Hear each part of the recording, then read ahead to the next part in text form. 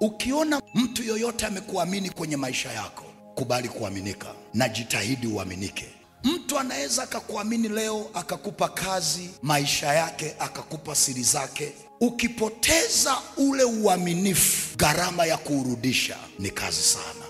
Na kwenye maisha jitahidi kuwa mwaminifu, hasa kwenye mambo mawili: fedha. Eneo la pili, mahusiano. Ukipoteza huo uaminifu, gharama ya kurudisha tena mtu akuamini ni kazi sana. Na hata akikuamini, hata kuamini kama ilivyokuwa mwanzo. Na ndio maana kuna watu wengi tumekosa provision kwa sababu ya kutokuwa waaminifu.